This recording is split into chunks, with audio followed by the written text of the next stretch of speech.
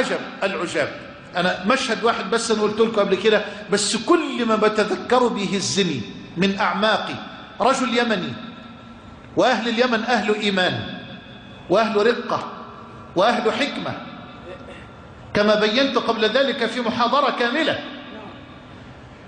أنا داخل الحرم وماشي عادي متجه إلى الكعبة، ولفت نظري من ناحية اليمين هذا الرجل الكبير بلحيته البيضاء الجميلة وبوجهه المنير المشرق وبكيفية دعائه، رافع إيديه بالكيفية دي، يعني كأنه يعني لو كان ثوبه مظهرا لأظهر إبطيه.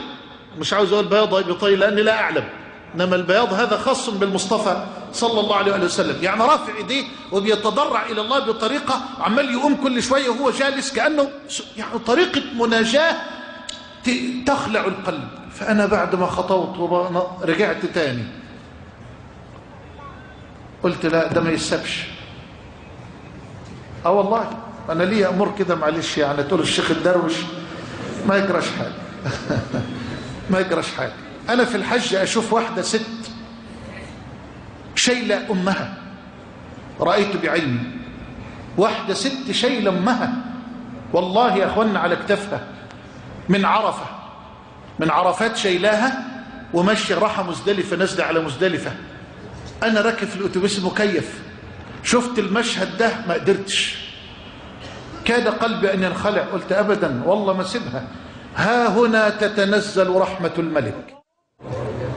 امسك بقى، امشي هنا، جايز تصب برحمة، احنا نتفزلك هنا. الرحمة دي صورة من صور البر اللي أنا كرجل ما أقدرش عليها، ما أقدرش أعملها. نزلت قلت والله ما سيبها أبدا، والله ما سيبها. ضلت ماشي حاطط راسي في الطين وراها، أقول يا رب يا رب إن رحمتها وأمها فلا تحرمني من رحمتك معه. يا رب مع دول مش ممكن، دول ما يبقوش أهل للرحمة، مستحيل مستحيل. فأنت خليك انكسر لله. شوف مشهد زي ده ما تسيبوش، تعملش بقى فهنا ده أنا العالم الفلاني وأنا أبو العريف الفلاني. لا، ما تعرفش أنت هترحم بإيه، والله ما تعرف إيه العمل اللي هترحم به. اللهم ارزقنا الذل إليك والانكسار بين يديك. كل الطرق إلى الله مزدحمة. إيه اللي جابنا هنا؟ ما أعرفش والله ما أعرف. أي طريق ستسلكه إلى الله حبيبي في الله ستراه مزدحما بالسالكين. هتسلك طريق الموحدين، ما أكثر الموحدين، اللهم اجعلنا منهم يا رب. هتسلك طريق المصلين، ما أكثر المصلين. هتسلك طريق المنفقين، ما أكثر المنفقين.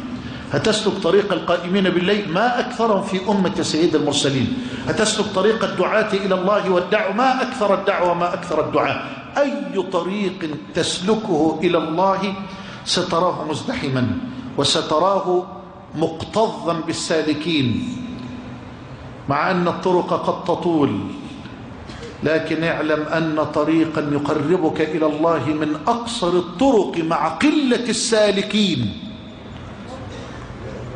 مع قلة السالكين. يا ترى هل تعرف هذا الطريق؟ إنه طريق الانكسار بين يدي الله. تنكسر، تنكسر كيف؟ تزل أنفك، تحطها تحت النعل، تحط مناخيرك تحت النعل، دوس عليها كل يوم 100 مرة بالحذاء. كل ما نفسك تيجي تكلميني أنا، تكلميني، ما أنا عارف نفسي كويس. أنت بتقولي لي إن أنا شيخ، ما أنا عارف نفسي إن أنا من أجهل الخلق. تكلميني بإن أنا راجل صالح، ما أنا عارف نفسي إن أنا طالح، أنا مقصر في حق ربي. كل ما تيجي تكلمك تحطها تحت النعل، معلش سامحني، تنكسر. اوعى تحدثك نفسك بانك حاجه، انت ولا حاجه، انا ولا حاجه، انا ولا حاجه وانت ولا حاجه. اما تعرض نفسك واعرض انا نفسي على حال السلف، يبقى ان لم يرحمنا ربنا لهلكنا. فخلي بالك حبيبي، وبلاش النفخه الكذابه اللي احنا فيها دي. المهم تعالوا نرجع للانكسار. ربنا يرزقنا الصدق ويرزقنا التواضع ويرزقنا الاخلاص، انه ولي ذلك والقادر عليه. 'لا لقيت الراجل سبحان الله حالة دعاء غريبة، هزيت رجعت، مش عاوز أقطع عليه مناجاته لربه، لا أريد أن أقطع هذه المناجاة الرائعة، أبقاش فقيه ولا أبقى حكيم ولا أبقى يعني خلاص الراجل له حال مع الله دعه، لكن أنا عاوز أتعلم، عاوز أستفيد. وما أعظم الدروس العملية التي تتعلمها من الصادقين من أمة سيد النبيين. فجلست إلى يمينه بالخلف منه حتى لا أشغله، وتركته وظلت أنظر إليه. أقول لحضرتك يعني تدعي 10 دقايق ماشي، طب ربع ساعة، طب نص ساعة، طب ساعة إلا ربع، الراجل مش عاوز ينزل إيده، ودعاء وبكاء وإلحاح في الدعاء غريب. وبعدين سبحان الله لفت نظري رجل نفس الحركة، سعودي داخل الحرم، وبعد خطوات لفت نظره أيضا هذا الرجل فرجع، وبرضه واقف كده وقعد يراقب وينظر إليه، وفي الآخر مد إيده وأخرج مبلغا كبيرا جدا من المال وألقاه في حجر الرجل وانصرف. الرجل لم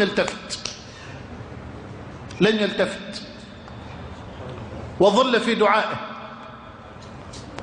ما أعرفش هل هو شعر بالمال أم لم يشعر، لا أدري والله، وأنا جالس أراقب الموقف باهتمام شديد.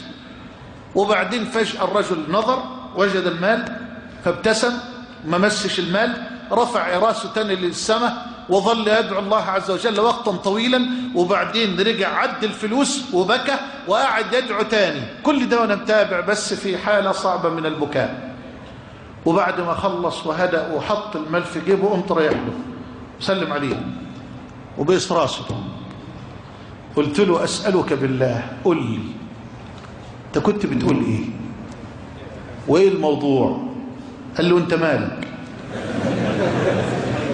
قلت له أنا عارف إن السؤال رخم بس والله تقول لي. فشافني يعني عاوز أعرف بصدق، فنظر إلي كده وقال لي يعني عانقني اجلس، ما يعرفنيش، وباختصار شديد قوي قال لي والله يا ابني، والله يا ابني ما كان يعرف كربي إلا هو، والله يا ابني ما كان يعرف كربي إلا هو، واللي أنا جاي له بيته عشانه وطلبت منه جل وعلا اداني قده مرتين، ما سمدش ايده لحد للملك، قال لي والله يا ابني مرتين، ما قالش بقى الرقم خلاص، ناقص تقول له كانوا كام، كنت عاوز كام وجاب لك كام، لا خلاص خلاص. فأنا عاوز أقول لك إن صدقت الملك صدقك. أنا راجل عاصي ماشي، أنا زي حالاتك مذنب عاصي زيك، بس ربك جل وعلا أكرم وأجل من أن تسأله بصدق وأن يردك خائبا صفر اليدين. إن الله تعالى حيي، الله أكبر، حيي كريم يستحيي جل جلاله، لا تعطل ولا تشبه ولا تمثل ولا تكيف، يستحيي أن يمد الرجل إليه يديه وأن يردهما صفرا خائبتين أبدا أبدا.